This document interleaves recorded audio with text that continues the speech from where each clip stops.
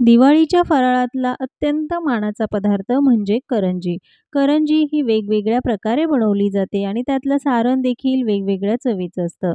आज आपण अगदी युनिक चवीचं हे सारण आणि त्यासोबत खारीसारखी खुसखुशीत करंजी बनवणार आहोत.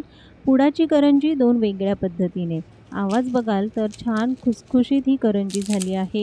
यासाठी अगदी मोजकं साहित्य लागतं, पण ज्या काही छोट्या-छोट्या टिप्स आहेत त्या फॉलो केल्या तर ह्या करंज्या अगदी छान खुसखुशीत खारीसारख्या होतात. मग चला बनवूया आजच्या या रेसिपीज. पण त्याआधी तुम्ही जर चॅनलवर नवीन असाल तर चॅनलला सबस्क्राईब, लाईक आणि शेअर मात्र जरूर करा. सुरुवातीला सारण बनवणार आहोत. त्यासाठी पाव कप साजूक तूप घेतलं आणि यातलं 1 चमचा तूप चांगलं गरम झाल्यानंतर यामध्ये सुकं खोबरं भाजून घ्यायचं आहे. तर सुकं खोबरं किसून घ्या किंवा रेडीमेड वापरलं तरी चालेल. 2 कप सुकं खोबरं आहे. वजनी प्रमाणात 250 ग्राम म्हणजेच पाव किलो सुकं खोबरं घेतलं. छान गुलाबी रंगावर तुपावर खोबरं भाजून घ्यायचं आहे. गॅस अगदी कमी आचेवर ठेवायचा. 4 ते 5 मिनिटं खोबरं छान सोनेरी रंगावर भाजून घ्यायचं. जरासुद्धा घाई-गडबड करू नका, कारण खोबरं हे चांगलं भाजलं गेलं तरच सारण छान चविष्ट होतं. आणि सारणमध्ये आपण खोबरं थोडं जास्तच वापरलेलं आहे. खोबरं भाजून झाल्यानंतर एका मोठ्या ताटात काढून थंड होण्यासाठी ठेवायचं आणि रंग बघा मस्त सुरेख आला आहे. त्यानंतर 1 चमचा पुन्हा साजूक तूप घातलं. यामध्ये 4 चमचे खसखस, 1 चमचा चारोळी आणि थोडेसे ड्रायफ्रुट्स घालून घेतले. वजनी प्रमाणात हे सगळं साहित्य बघाल तर 40 ते 50 ग्राम असेल. ड्रायफ्रुट्स तुम्ही तुमच्या आवडीनुसार घालू शकता. आता तुपावर कमी आचेवरच हे सगळं भाजून घ्यायचं. त्यानंतर यामध्ये रवा घालायचा आहे अर्धा कप आणि वजनी प्रमाणात बघाल तर 70 ग्राम रवा आहे. तुपावर रवा देखील छान असा सोनेरी रंगावर भाजून घ्यायचा. जे काही पदार्थ आहेत ते चांगले भाजूनच घ्यायचे आहेत. तर रवा भाजून झाला तो काढून घेऊया. कढईमध्ये पुन्हा जे काही तूप उरलं आहे ते संपूर्ण तूप घालून घ्यायचं आणि आपण तूप घेतलं होतं पाव कप. तर हे सगळं तूप वापरलं गेलं. त्यानंतर 1 कप घेतलं आहे गव्हाचं पीठ. जे रोज चपाती बनवण्यासाठी आपण पीठ वापरतो तेच पीठ आहे. वजनी प्रमाणात बघाल तर 125 ग्राम गव्हाचं पीठ घेतलं. तुपावर हे पीठ छान खरपूस भाजायचं आहे. भाजण्यासाठी थोडा जास्त वेळ लागतो. गॅस हा मध्यम आचेवर ठेवायचा आणि पीठ चांगलं भाजून घ्यायचं. पिठाचा रंग बदलतो आणि छान सुगंध येतो इथपर्यंत हे पीठ भाजायचं आहे. बघाल तर रंग बदलला आहे. थोडासा ब्राऊन रंग पिठाला आला म्हणजे हे पीठ छान भाजलं गेलं. तेही काढून थंड होण्यासाठी ठेवायचं. भाजलेले सगळे पदार्थ पूर्ण थंड होऊ द्यायचे आणि त्यानंतरच यामध्ये साखर घालायची आहे. गरम असताना यामध्ये लगेच साखर घालायची नाही. तर हे सगळे पदार्थ थंड झाले आणि खोबरं बघाल तर हाताने अगदी बारीक करून घ्यायचं. जेवढं शक्य होईल तेवढं ते हाताने बारीक करून घ्या. अगदी कुरकुरीत खोबरं भाजलं गेलं आहे. खोबरं चांगलं बारीक झाल्यानंतर त्यामध्ये घालायची आहे पिठी साखर. तर कपाने बघाल तर 2 कप पिठी साखर घेतली आणि वजनी प्रमाणात आहे 250 ग्राम पिठी साखर. जर सारण खूप जास्त गोड वाटत असेल, कमी गोड हवं असेल, तर त्यामध्ये साखर थोडी कमी घाला. 1 चमचा यामध्ये वेलची पावडर घालायची आणि व्यवस्थित मिक्स करून घ्यायचं. अगदी युनिक चवीचं असं हे सारण तयार होतं. खायला अतिशय चविष्ट लागतं. या सारणामध्ये खोबऱ्याचं प्रमाण हे थोडं जास्त आहे. गव्हाच्या पिठामुळे सारणाची जी चव आहे ती अप्रतिम लागते. करंजी ही थोडीशी गोडसरच हवी म्हणून त्यामध्ये साखर थोडी जास्तच घातली. आता हाताने हे व्यवस्थित मिक्स करून घ्यायचं आहे. जे काही पदार्थ आहे ते छान एकजीव झाले पाहिजे आणि बघाल तर मस्त असं हे सारण तयार झालं. पण हे तयार झालेलं सारण किती प्रमाणात झालं तेही मोजून बघूया. तर पूर्ण सारण तयार झालं आहे 710 ग्राम. तयार केलेलं सारण 2 ते 3 महिने खराब होत नाही. त्यामुळे हव्या तेव्हा तुम्ही यापासून करंज्या बनवू शकता. लगेचच करंज्याही बनवून घेऊया. तर त्यासाठी मैदा घेतला आहे अर्धा किलो. कपाने मोजून घेतला तर 4 कप मैदा आहे. तो चाळून घ्यायचा. तुम्हाला हवं असेल तर यामध्ये थोडासा रवाही घालू शकता. पण मी संपूर्ण मैदाच वापरला आहे. आता मैदा चाळून घेतल्यानंतर यामध्ये चवीनुसार घालायचं आहे मीठ. तर पाव चमचा मीठ घालून घेतलं. व्यवस्थित मिक्स करायचं. पुडाची करंजी म्हटली की मस्त अशी खुसखुशीत असते आणि तो खुसखुशीतपणा यावा यासाठी त्यामध्ये तुपाचं मोहन घालायचं. 5 ते 6 चमचे तूप घेऊन ते चांगलं कडकडीत गरम करून घ्यायचं आणि हे गरम तूप लगेचच मैद्यावर घालून मोहन व्यवस्थित मिक्स करून घ्यायचं. तूप बऱ्यापैकी गरम आहे त्यामुळे शक्य असेल चमचा किंवा उलटणीच्या साहाय्याने व्यवस्थित मिक्स करून घ्या. त्यानंतर मात्र हाताने हे चांगलं चोळून घ्यायचं, कारण मोहन हे संपूर्ण पिठाला लागलं पाहिजे. हाताने हे चांगलं मिक्स केलं म्हणजे पीठ बघाल थोडंसं रवाळ होतं आणि जेव्हा पिठाची अशी मूठ कराल तर अगदी अलगद ही मूठ तयार होते.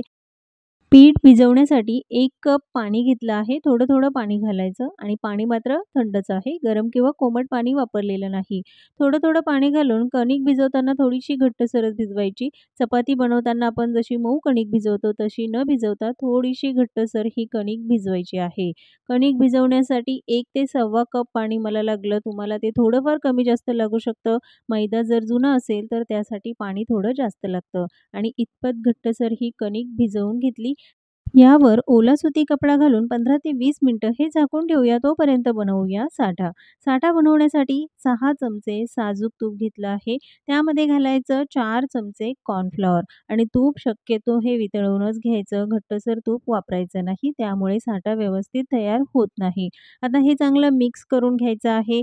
6 चमचे तूप असेल त्यासाठी 4 चमचे कॉर्नफ्लॉवर किंवा तांदळाचं पीठ वापरू शकता.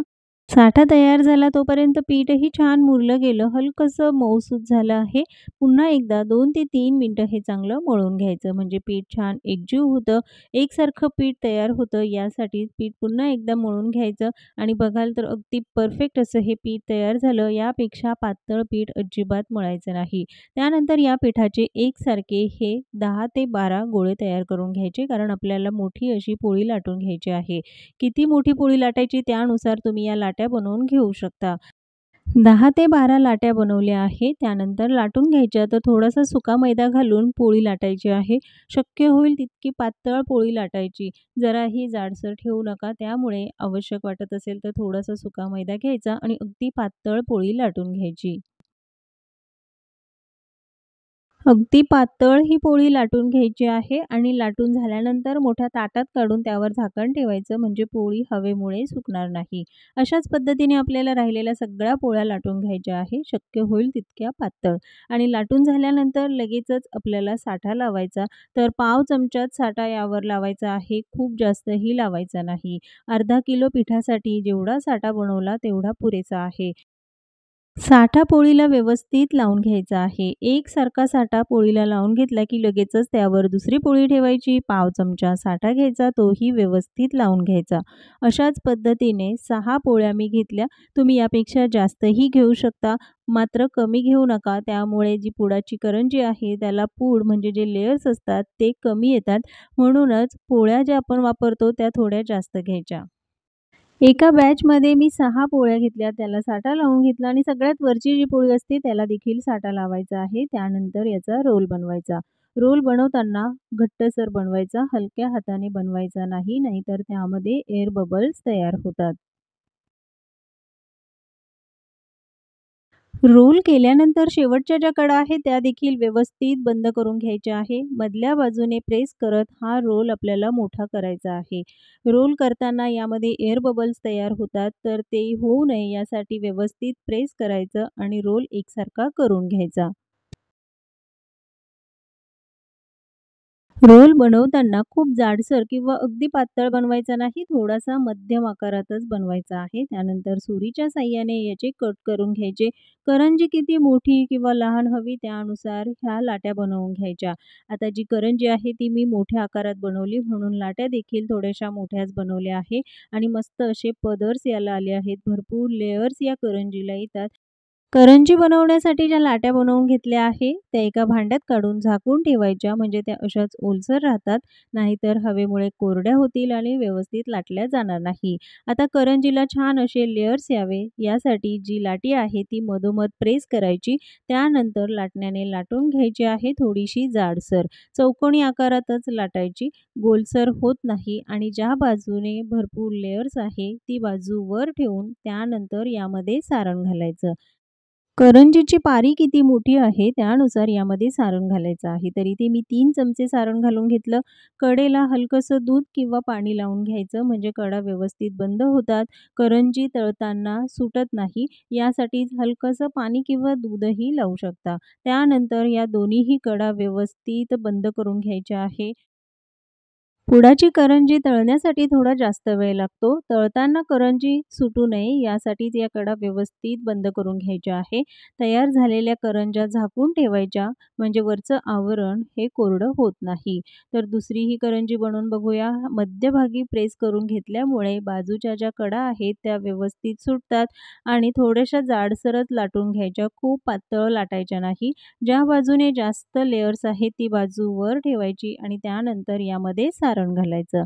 2 ते 3 चमचे सारण मावतं. करंजीच्या कडा अगदी व्यवस्थित बंद करायच्या आहे, पण अगदी वरपर्यंत खूप प्रेस करायच्या नाही. जेवढं सारण आहे तिथूनच त्या चांगल्या दाबून घ्यायच्या, म्हणजे वरच्या ज्या लेयर्स असतात ते छान खुलतात.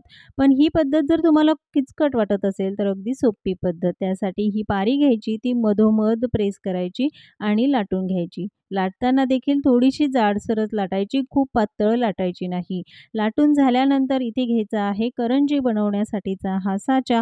जो साचा तुमच्याकडे असेल तो वापरू शकता आणि साच्यामध्ये मावेल एवढंच सारण भरायचं आहे. कडेलाही थोडंसं पाण्याचा हात लावून घ्यायचा. या कडा देखील व्यवस्थित बंद करून घ्यायच्या आहे. जे जास्तीचं पीठ आहे ते काढून टाकायचं आणि तयार आहे सोप्या पद्धतीने बनवलेली साच्यामधली ही पुडाची करंजी. जी पद्धत तुम्हाला सोपी वाटती त्या पद्धतीने करंजी बनवू शकता. तर या दोन्हीही पद्धतीने मी करंज्या बनवून दाखवल्या आहे. आता लगेचच तळून घेऊया. तळताना तेल कडकडीत गरम अजिबात करायचं नाही. करंजी घातल्यानंतर अगदी हलकेसे बुडबुडे तेलावर येतात इतपत हे तेल गरम आहे. कमी आचेवर तेल गरम करत ठेवायचं. धूर निघेपर्यंत तेल गरम करायचं नाही. करंजीला अजिबात लेयर्स येणार नाहीत. करंजी तळण्यासाठी थोडा जास्त वेळ लागतो. 5 ते 6 मिनिटं तरी करंजी तळण्यासाठी लागतात. कारण गॅस कमी आचेवर ठेवून करंज्या तळायच्या आहेत. तरच त्याचे जे लेयर्स आहेत ते छान फुलतात आणि करंजी देखील छान खुसखुशीत होते. त्यामुळे करंजी तळताना घाई गडबड तर अजिबात करायची नाही. दोन्ही बाजूने छान सोनेरी रंगावर आपल्याला करंजी तळून घ्यायची आहे. जर घाई गडबडीमध्ये करंजी तळाल तर ती आतून कच्ची राहील, खुसखुशीत होणार नाही आणि तळल्यानंतर नरम होईल. पुरीसारख्या टम्म फुललेल्या करंज्या तळून तयार आहे. त्या काढून थंड होण्यासाठी ठेवायच्या. त्यानंतर हाताने आपण ज्या पुडाच्या करंज्या बनवल्या त्या तळणार आहोत. त्या तळताना देखील तेल हलकंसं गरम आहे. खूप जास्त कडकडीत गरम करायचं नाही. गॅस हा मध्यम ते कमी आचेवर ठेवायचा आणि करंज्या तळून घ्यायच्या. कढईमध्ये फक्त 2च करंज्या एका वेळेस तळायच्या म्हणजे त्या छान फुलतात. जे लेयर्स आहेत ते छान फुलतात. म्हणूनच एकसोबत खूप जास्त करंज्या तळायच्या नाही. पुडाची करंजी तळण्यासाठी थोडासा जास्त वेळ लागतो. त्यामुळे ही करंजी बनवताना थोडा जास्त वेळ काढूनच करंजी बनवा. घाई गडबडीत या करंज्या तयार होत नाहीत. दोन्ही बाजूने छान सोनेरी रंग येईपर्यंत करंज्या तळून घेतल्या आणि बघाल तर मस्त असे लेयर्स या करंजीला आलेले आहेत. पुडाची करंजी ही ₹35 एक नग आहे. नगाच्या प्रमाणामध्ये करंजी विकली जाते. ₹35 एक नग यासाठी ही करंजी थोडीशी मोठ्या आकारात बनवली. पुडाची करंजी बनवण्यासाठी मेहनत जास्त लागते त्यामुळेच ही करंजी नगाच्या प्रमाणात विकली जाते. पुडाची करंजी असो किंवा साच्याने बनवलेली करंजी तुम्हाला कोणती आवडली कमेंट्समध्ये जरूर सांगा. पुन्हा भेटूया एका नवीन रेसिपीसोबत.